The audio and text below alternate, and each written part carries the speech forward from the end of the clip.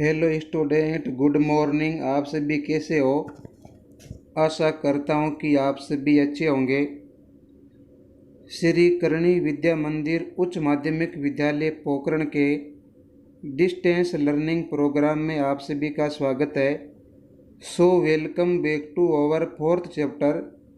हमने fourth chapter के second lecture में मुख्य रूप से प्रतिरक्षी की संरचना, रक्त समूह है, RH फैक्टर, जिसके अंतर्गत हमने इरिथ्रोब्लास्टोसिस फेटालिस पढ़ा।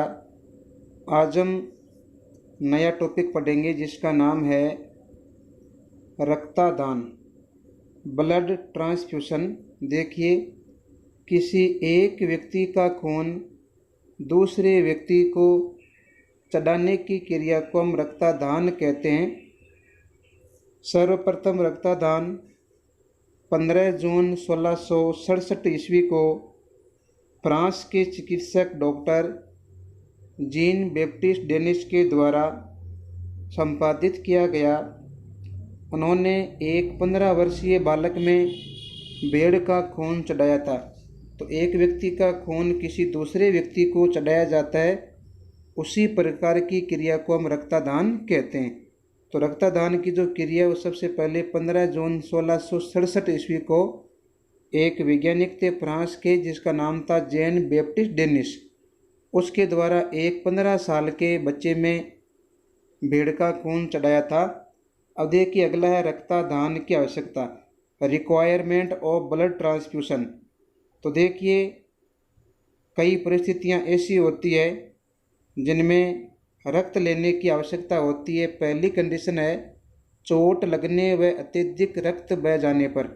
यदि हमारे शरीर में गहरी चोट लग जाती है तो उस समय खून का शरीर का अत्यधिक जो भाग है खून वो बह जाता है। उस कंडीशन में हमें रक्त लेने की आवश्यकता है। दूसरा, शरीर में रक्त की कमी होने पर, हमारे शरीर में यदि एनीमिया रोग हो जाता है तो उस कंडीशन में शरीर में रक्त की कमी हो जाती है। तीसरा, शल्य चिकित्सा के दौरान यदि कोई ऑपरेशन करवाना है तो उस कंडीशन में भी रक्त लेने की आवश्यकता है।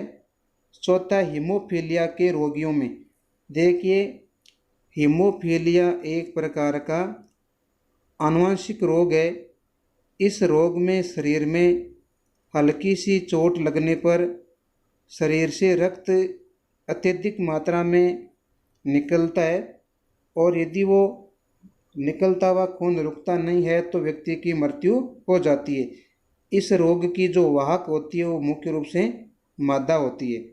पांचवा, रक्त में बिंबाणुओं की कमी होने पर, यदि खून में प्लेटलेट्स की कमी हो जाती है तो उस कंडीशन में भी रक्तदान की आवश्यकता होती है। अब देखिए, आगे हम पढ़ेंगे रक्तदान की प्रक्रिया, प्रोसेस ऑफ ब्लड ट्रांसफ्यूशन। रक्तदान की प्रक्रिया यानी किस प्रक्रिया के द्वारा एक रोगी व्यक्ति में खून को चढ़ाया जाता है। तो रक्तदान एक प्रकार की वैज्ञानिक प्रक्रिया है जिसे कई चरणों में संपादित किया जाता है। पहला है रक्त संग्रहण, ब्लड कलेक्शन, रुधिर को इकट्ठा कैसे किया जाता है। पहला है, देखिए, रक्तदाता के स्वास्थ्य की जांच करना। जो रक्त संग्रहण प्रक्रिया से पहले जो खून देता है उस संबंधित व्यक्ति के स्वास्थ्य का परीक्षण करवाया जाता है या उसकी जांच करवाई जाती है। दूसरा, निर्जमीकृत थक्कारोधी थैलियों में रक्त का संग्रहण करना। तो देखिए, कुछ थक्कारोधी थैलियाँ होती है जिसमें रुधिर जमने से रुकता है, तो हमें उन थैलियों में दाता से रक्त का संग्रहण कर लेना चाहिए। तीसरा, संग्रहित रक्त का शीत भंडारण करते हैं ताकि जीवाणु वृद्धि को रोका जा सके। तो देखिए, संग्रहित जो रक्त होते हैं उनका भंडारण करते हैं ताकि उसमें बैक्टीरिया वगैरह पनपे नहीं। चौथा है, संग्रहित रक्त की रक्त समूह RH कारक, हेपेटाइटिस बी, HIV आदि की जांच करना।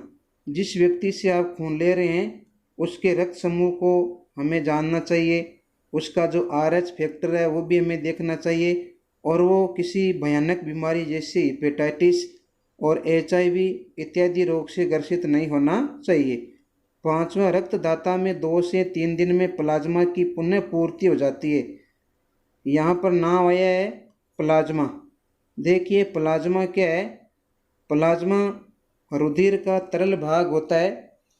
यह लगभग 36 दिन में संपूर्ण रक्त कोशिकाएं पुनः प्रतिस्थापित हो जाती है, यानी 36 दिनों के भीतर रक्त की जो कोशिकाएं होती है वो शरीर में दोबारा निर्मित हो जाती है। अगला जो प्रोसेस है जिसका नाम है ट्रांसफ्यूशन यानी आदान।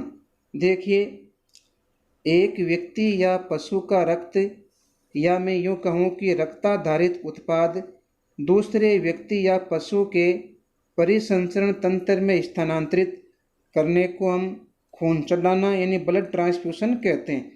तो देखिए इसमें कई चरण होते हैं, वो चरण हम पढ़ते हैं।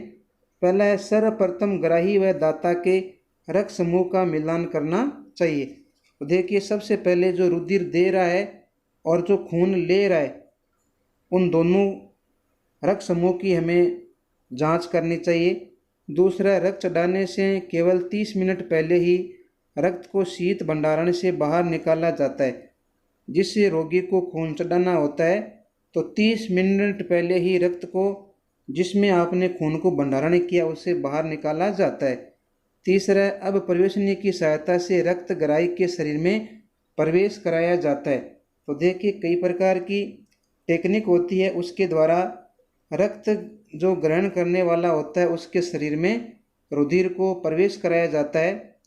अब देखिए रक्त के स्रोत के आधार पर रक्तादान के प्रकार। देखिए हम बात करेंगे रक्तादान के प्रकार की कि रक्तादान है वो कितने प्रकार का होता है। प्यारे बच्चों, जो रक्तादान है यह मुख्य रूप से 2 प्रकार का होता है। तो रक्तादान कुल मिलाकर कितने टाइप का हो गया? 2 प्रकार का। देखिए पहला है समजात आदान, एलोजेनिक ट्रांसफ्यूशन। सम यानी समान, जात यानी उसी का।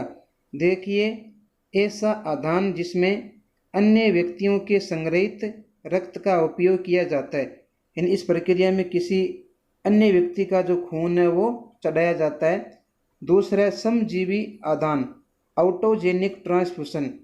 ऐसा आदान जिसमें व्यक्ति का स्वयं का संग्रहित रक्त काम में लिया जाता है। जब स्वयं का संग्रहित रक्त उपयोग में लिया जाता है, जैसे मान लो मेरा खून यदि मेरे ही चढ़ाया जाता है वो तो हो गया समजीवी, और यदि मेरा खून किसी दूसरे व्यक्ति के चढ़ाया जाता है तो उसको हम क्या बोलते हैं? समजात आदान। अब देखिए रक्तादान के दौरान बरती जाने वाली सावधानियाँ। कुछ सावधानियाँ होती है जो हमें बरतनी चाहिए। देखिए पहला है दाता व रोगी के रक्त में ABO प्रतिजन का मिलान करना चाहिए। देखिए जिसका हम खून ले रहे हैं और जो व्यक्ति रुधिर दे रहा है उसके ABO तंत्र की हमें जांच करना चाहिए। यानी रक्त दान करने से पहले दाता व रोगी के रक्त में जो ABO प्रतिजन होता है उसकी हमें मिलान कर लेनी चाहिए। दूसरा, दाता के रक्त में रोग कारकों की जांच करना कि जिस व्यक्ति को खून दे रहे हैं आप और जो व्यक्ति खून ले रहा है उनमें कोई किसी भी प्रकार का रोग नहीं होना चाहिए, हमें थोड़ा ये जान लेना चाहिए। तीसरा, RH कारक की जांच करना, जो RH फैक्टर होता है उसकी भी हमें जांच करनी चाहिए। देखिए रक्तदान चिकित्सक की उपस्थिति में ही होना चाहिए। यदि आप खून किसी को दे रहे हो तो प्रोसेस डॉक्टर की देख रेख में ही होना चाहिए। अगला है रक्तदान करने से पहले आप किसी भी नशे से बचें। अगर आपने रक्तदान से 2 दिन पहले तक शराब पी है तो इस स्थिति में आप रक्तदान न करें। देखिए रक्तदान करने से पहले आप किसी भी नशे से बचें। यदि आपको रक्तदान करना है तो आपको किसी भी प्रकार का नशा नहीं करना है। अगर आपने 2 दिन पहले तक शराब पी है तो इस स्थिति में आप रक्तदान नहीं कर सकते, न ऐसा आपको करना चाहिए। देखिए रक्तदान के दौरान असावधानियों के कारण कई रोग हो जाते हैं। पहला है HIV। देखिए यदि आप रक्तदान कर रहे हैं और असावधानियां बरतते हैं तो कुछ भयानक रोग भी हो सकते हैं, जैसे HIV यानी ह्यूमन इम्यूनो वायरस HIV-1 और HIV-2 का संक्रमण हो जाता है। फिर HTLV, ये भी एक प्रकार का रोग है। HTLV-1 और HTLV-2 का संक्रमण भी हो जाता है। तीसरा हेपेटाइटिस बी और हेपेटाइटिस सी, ये रोग भी होने की पूरी पूरी संभावना बनी रहती है। अब देखिए आगे हम पढ़ेंगे रुधिर वर्ग का आनुवंशिक महत्व, importance of blood group heredity, यानी रुधिर वर्ग का आनुवंशिक महत्व क्या है, किस काम में ये आता है। तो देखिए बच्चों, आपने पहले पढ़ा था कि जो रक्त समूह है वो मुख्य रूप से 4 प्रकार का होता है। पढ़ा कि नहीं पढ़ा? हमने पढ़ा था AB, AB और एक हमने पढ़ा था O। तो देखिए थोड़ा मैं आपको यहाँ पर क्लियर कर दूँ, जिस व्यक्ति का रुधिर वर्ग A है, इसमें जो जीन प्ररूप है, जैसे ये बच्चों A है ना, ये तो यहाँ पर लिखेंगे IA। ये आपके समझना है। ये जो A है ऊपर वाला, ये जीन प्ररूप है। देखिए बच्चों, ये जो B है इसके ऊपर आप लगाओगे IB। क्या लगाओगे? IB या फिर IB आप लगा सकते हैं। अब देखिए तीसरा है AB। तीसरा रक्त समूह कौन सा हो गया? AB। तो बच्चों एक तो हो गया A, एक हो गया B, यानी IAIB। समझ में आ रही होगी आपके। चौथा है O। देखिए इसमें दोनों ही स्मॉल आई आएंगे, यानी ये अप्रभावी है ये। तो देखिए हमारे शरीर में 4 प्रकार के रुधिर वर्ग पाए जाते हैं, A, B, AB और O। अब देखिए अपन बात करते हैं रुधिर वर्ग का आनुवंशिक महत्व। मनुष्य के शरीर में कई प्रकार के रुधिर पाए जाते हैं, जिन्हें हम अलग अलग नामों के द्वारा जानते हैं। एक व्यक्ति में मुख्य रूप से 4 प्रकार के रक्त समूह होते हैं। तो एक व्यक्ति में कितने प्रकार के रुधिर वर्ग होते हैं? 4। A, B, AB और एक होता है O। तो देखिए यह रक्त समूह एक जीन के द्वारा नियंत्रित होता है, जिसके 3 अलग अलग रूप होते हैं। तो देखिए ये जो रक्त समूह एक जीन के द्वारा नियंत्रित होते हैं, जिसके तीनों ही अलग अलग रूप होते हैं, और इन्हें हम IA, IB और I प्रतीक के द्वारा चिन्हित करते हैं। IA और IB जीन एक दूसरे पर कोई प्रभुत्व नहीं दिखाते, यानी ये जो IA और IB होते हैं ये एक दूसरे पर किसी भी प्रकार का प्रभुत्व नहीं दिखाते हैं, इसलिए इसे हम कोडोमिनेंट कहते हैं, यानी सहप्रभावी कहते हैं।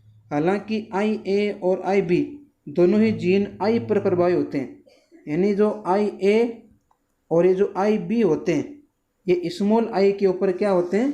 प्रभावी होते हैं। दूसरे शब्दों में मैं यूँ कहूँ तो रक्त जीन I और IA और IB के संबंध में अप्रभावी होते हैं। रक्त के लिए जीन के 3 रूप होते हैं, जिन्हें हम एलील कहते हैं, लेकिन किसी भी व्यक्ति में इनमें से केवल 2 हो सकते हैं। तो कहने का मतलब एक स्वस्थ व्यक्ति में ये 2 हो सकते हैं। इसलिए किसी व्यक्ति का रक्त समूह जीन के कौन से 2 रूप उसमें मौजूद होते हैं उन पर निर्भर करता है। अब देखिए मैं आपको समझाने का प्रयास करूंगा। रुधिर वर्ग का नियंत्रण 3 विकल्पियों के द्वारा होता है, मैंने बता दिया। IAIB बच्चों, ये जो ऊपर का है ए रुधिर वर्ग है, ये B है, ये भी रुधिर वर्ग है। ये जो O है ये भी रुधिर वर्ग है। प्रतिजन A निर्माण विकल्पी IA और प्रतिजन B का निर्माण विकल्पी IB, यानी A के ऊपर IA, B के ऊपर IB। अब देखिए जो AB होता है इसके ऊपर IA और IB, लेकिन जो रुधिर वर्ग O होता है इसमें दोनों ही अप्रभावी होते हैं। ये जो मैंने बनाई है सामग्री, ये यहाँ पर आप देख लेंगे।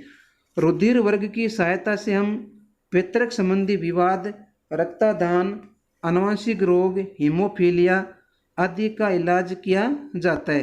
देखिए यदि कोई दंपति किसी बच्चे के लिए लड़ाई करती है, एक तो कहे कि एक मेरा बच्चा है, दूसरा कहे मेरा बच्चा है, तो उस समस्या का निराकरण के लिए मुख्य रूप से रुधिर वर्ग की सहायता से पितरक संबंधी समस्या का हम हल निकाल सकते हैं। अब देखिए अंगदान व देहदान, इनसे पहले हम कुछ चीज़ पर डिस्कस करेंगे। देखिए आगे जो मैं बता रहा हूँ ये बहुत ही मोस्ट चीज़ है, इन्हें आप समझेंगे। यहाँ पर एक प्रश्न बनाया हुआ है, उस प्रश्न के द्वारा आप समझने का प्रयास करें। एक शिशु जिसका रुधिर वर्ग बी है, मान लीजिए एक लड़का है, उसका रुधिर वर्ग कौन सा है, बी है। जिस दो दंपति अपना अधिकार जता रहे हैं, यानी एक लड़का है और उसके ऊपर दो दंपति हैं अलग अलग, वो अपना अधिकार जता रहे हैं। एक दंपति में जो पुरुष है उसका रुधिर वर्ग ओ है और स्त्री का खून है ए बी है, रुधिर वर्ग की है, यानी जो पुरुष है उसका खून तो है ओ। अभी मैंने बताया जो पुरुष है जिसका रुधिर ओ है उसमें दोनों ही जीन वो क्या होंगे, अप्रभावी होंगे, तो उसमें तो हो गए दो स्मॉल आई। जो महिला है उसका रुधिर वर्ग ए बी, तो इसके ऊपर क्या होगा बच्चों, आई ए और आई बी। दूसरी जो दंपति है उसमें पुरुष का खून ए है, तो उसके ऊपर जीन कौन सा हो गया, आई ए, और जो बी है उसके ऊपर एक तो हो जाएगा आई बी, एक हो जाएगा आई। तो देखिए तो मेंडल के नियमानुसार निम्न स्थितियां बनेगी। तो देखिए आप यहाँ से पूरा समझने का प्रयास करेंगे। देखिए मैं यहाँ पर समझा रहा हूँ, ये तो है मेल बच्चों, ये हो गई फीमेल। देखिए जो पहली दंपति है उसमें मैंने आपको बताया कि जो पुरुष है उसका खून ओ है और महिला है उसका खून क्या है, ए। तो देखिए जो पुरुष ओ है उसका खून होगा आई। जिन कौन से होंगे, दो छोटे आई होंगे। महिला है उसका खून ए है, तो हो जाएगा एक तो आई ए और एक हो जाएगा आई।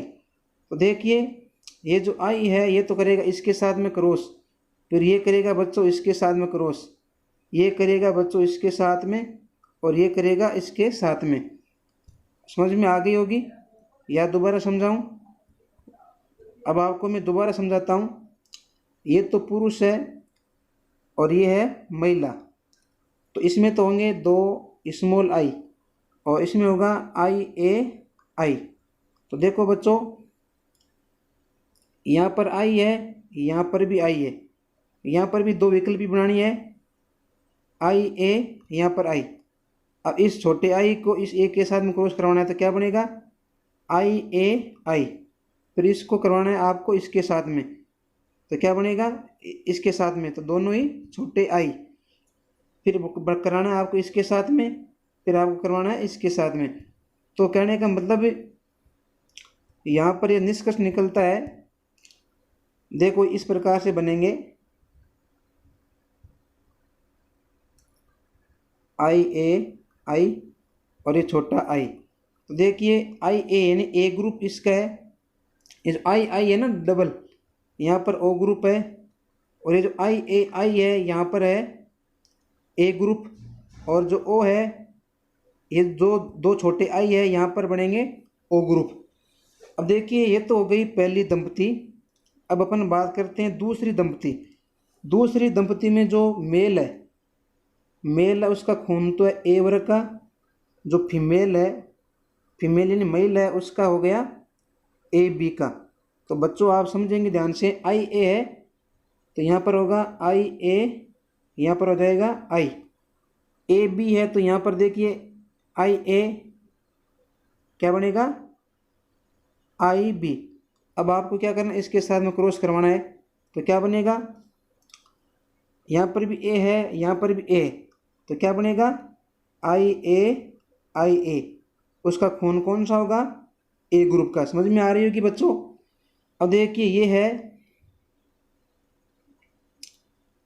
अब करवाना आपको इसके साथ में, तो देखो आई ए आई बी, तो खून कौन सा होगा, ए बी हो जाएगा। कौन सा हो जाएगा, ए बी।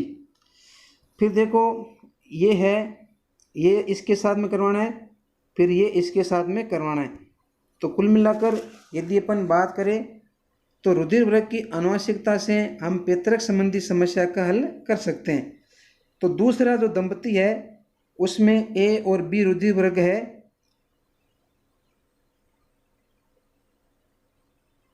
तो देखिए उसके वास्तविक जो माता पिता है वो मुख्य रूप से बी वाले होंगे। आगे अंगदान व देहदान। अंगदान कौन कर सकता है और देहदान कौन कर सकता है, इसके ऊपर अपन चर्चा करेंगे। देखिए अंगदान क्या है।